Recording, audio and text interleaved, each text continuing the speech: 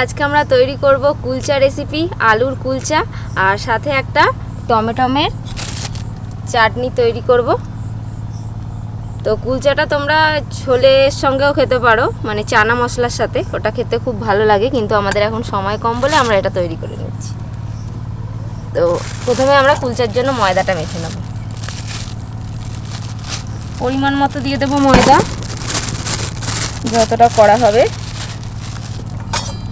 এবার দিয়ে দেব স্বাদ মতো একটু চিনি,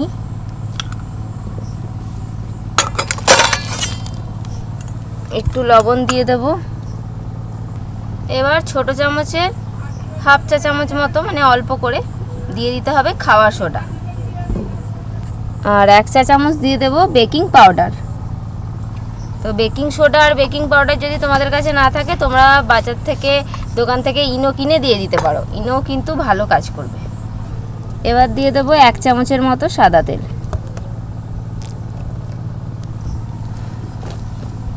সব কিছু একসাথে মেখে নেব। এবার দিয়ে দেবো টক দই, 4 চামচ টক দই দিয়ে দেবো। এই যে বড় চামচ নিয়েছি, বড় চামচের 4 চামচ।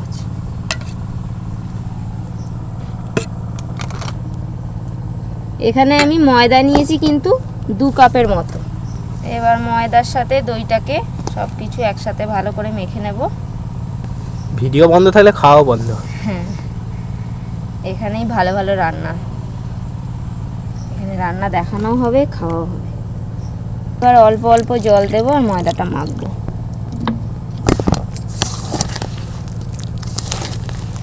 মেঘ করেছে, একবার দেখাও। মেঘ করেছে, বৃষ্টি হবে।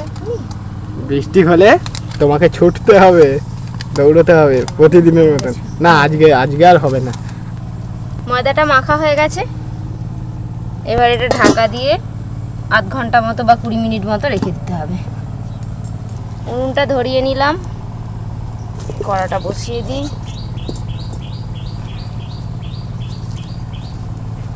এখানে আমি নিয়ে নিয়েছি একটু গোটা জিরে, গোটা জিরেটা ভেজে নেব।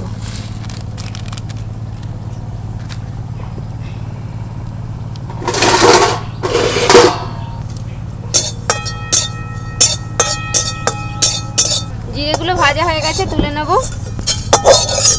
তুলে এগুলোকে গুঁড়ো করে নেব।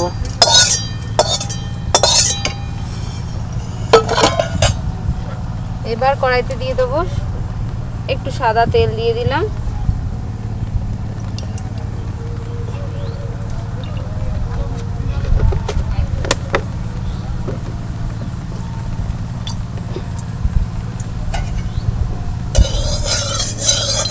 এখনো আলু সেদ্ধ বাকি আছে কুলচার জন্য।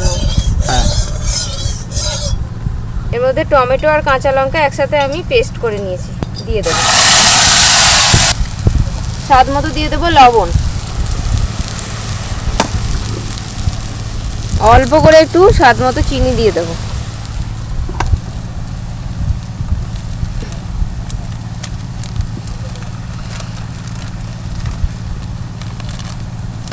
একটু দিয়ে দেবো কাশ্মীরি লঙ্কার গুঁড়ো, অল্প করে একটু দিয়ে দেবো গোলমরিচের গুঁড়ো। এবার টমেটোটাকে ভালো করে কষিয়ে নেব। সমস্ত মশলা দেওয়া হয়ে গেল আমার। এই যে এটা তৈরি করে নিচ্ছি। বৃষ্টিও চলে এসছে, দেখা যাক কত দূর কি হয়।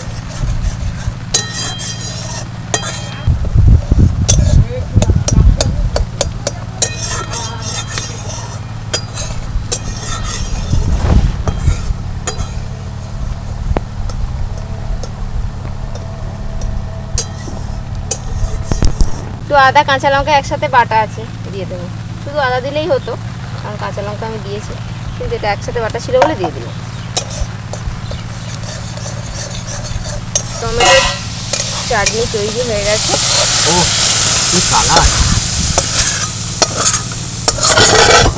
দারুণ কিন্তু। আলুগুলো সিদ্ধ করবো, মাঝখান থেকে একটু চিড়ে দিচ্ছি, তাহলে তাড়াতাড়ি সিদ্ধ হয়ে যাবে।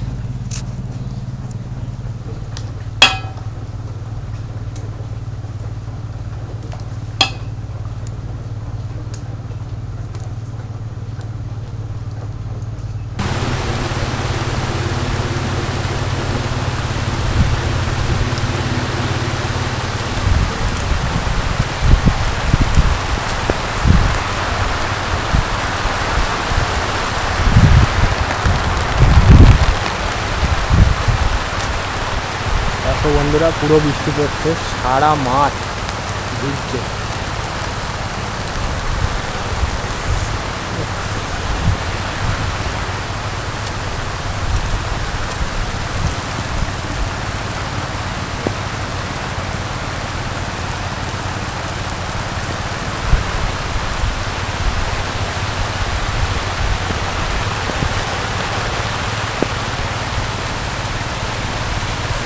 ও আমাদের রান্না চালা পুরো একদম ভিজে একদম টইটম্ব। মাঠ ভিজছে।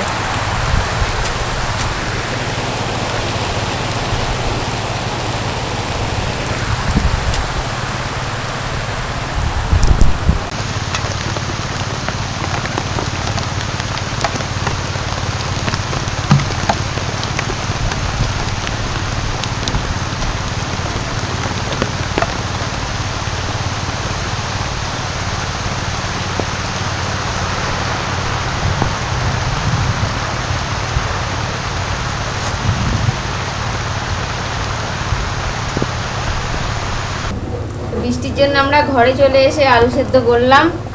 প্রচুর জোর বৃষ্টি চলে এসেছিল, সব ঝমঝম করে এসে গেল, সব তাড়াতাড়ি করে তোলা হলো। আমরা ভিজেও গেলাম। এই বৃষ্টিকালের এটাই অসুবিধা, বর্ষাকালে। প্রকৃতি দেখতে যত সুন্দর, নাচিয়েও দেবে তত সুন্দর। জিরেটা যে ভেজে রেখেছিলাম সেটাকে গুঁড়ো করে দিচ্ছি।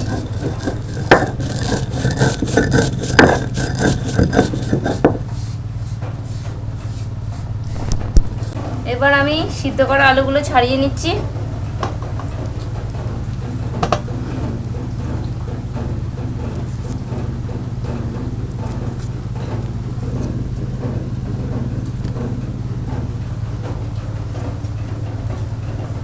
আমি আলুটাকে ভালো করে এই গ্রেটারের সাহায্যে ঘষে নিচ্ছি, তাহলে ভালো ম্যাশ হবে আলুটা, দানা দানা ভাবটা থাকবে না।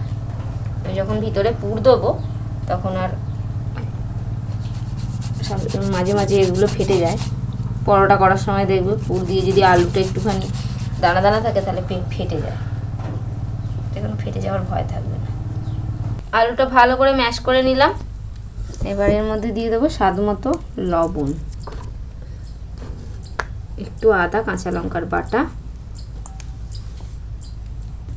ভাজা জিরেটা যে করে রেখেছিলাম ভাজা জিরের গুঁড়ো দিয়ে দেবো, একটু চাট মশলা, তোমরা এখানে আমচুর পাউডারও দিতে পারো, দিয়ে দেবো একটু গরম মশলার গুঁড়ো।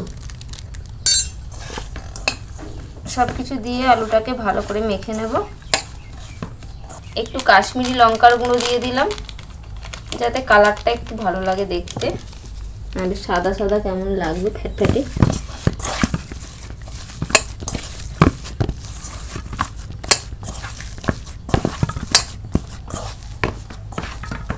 এবার যে ময়দাটা মেখে রেখেছিলাম কত সফট হয়ে গেছে, এর থেকে লেচি কাটতে হবে। এবার মোটামুটি খুব বেশি বড়ও নয় খুব ছোটও নয়, লেচি কেটে নেব।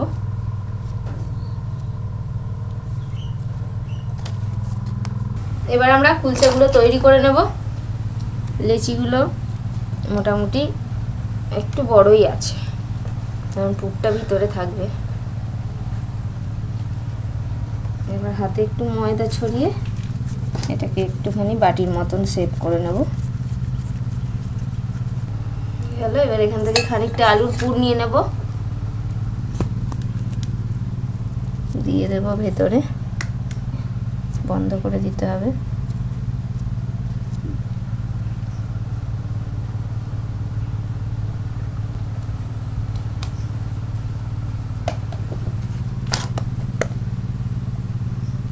এবার সামান্য একটু ময়দা ছড়িয়ে দিলাম, একটু লম্বাটে করে বেলে নেব।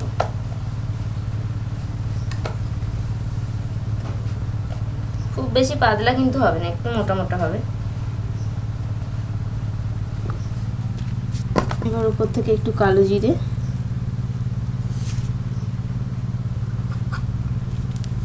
একটু ধনেপাতার কুচো,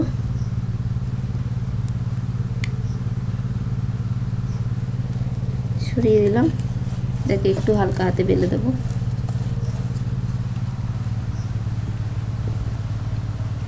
এই যে এখন আমি 3টে বেলে নিয়েছি, আগে 2টো বেলেছিলাম, এখন একটা বেললাম, 3টে বেলা হয়ে গেছে। এবার আমি ভাজা শুরু করব।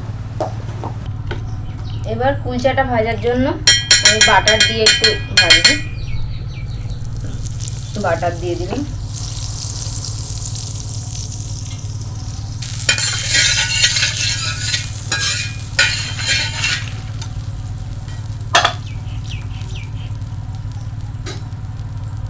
এবার দিয়ে দিলাম কুলচাটা, একটু ঢাকনা দিয়ে দেবো, একটু মোটা আছে তো ভাজতে একটু দেরি হবে। এবার ঢাকনাটা খুলে দেখবো, দেখো কত সুন্দর ফুলেছে। এটাকে একটু উল্টে দেবো ওপর পিঠটা।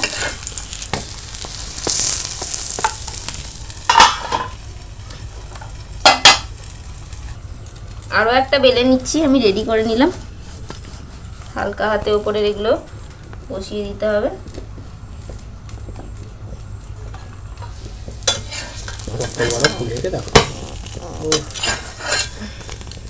আমাদের খোলা খোলা কুলচা রেডি। আলু কুলচা, আলুর কুলচা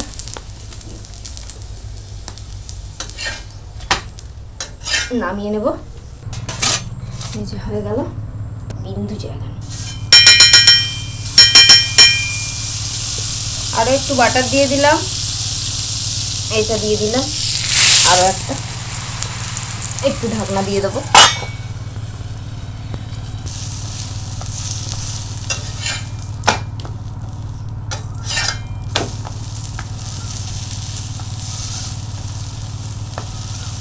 এটা এপাশ ওপাশ ভেজে নিলাম। উফ, দুখানা হয়ে গেছে। একটু তাওয়াটা নামিয়ে রাখি, তাওয়াটা গরম হয়ে যাবে, এখনো বেলাটা কমপ্লিট হয়নি। দেখো এটা কত সুন্দর ফুলছে। আঁচটাকে কিন্তু একটু কম রাখতে হবে। এবার এটাকে উল্টো পিঠ করে দেবো। দাও না তারপরে করে। জিনিসটা এরকমই হবে, এত সুন্দরই হয়, একটু মচমচে হবে। এত সুন্দর দেখতে হয়েছে না, খেতেও জব্বর হবে।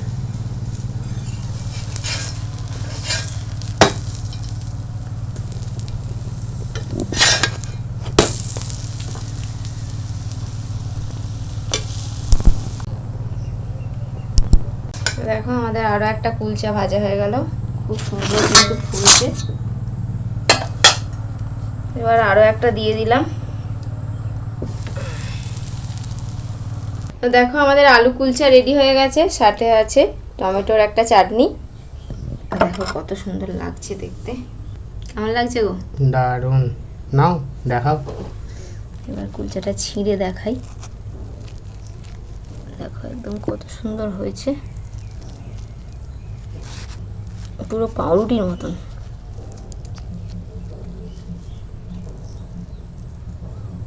লাগছে, এবার তোমাকে খাই, দেখো কেমন লাগছে, খেয়ে বলো তুমি আগে। দারুণ, একদম পুরো পাউরুটির মতো। দেখো দইটা দেওয়া আছে না,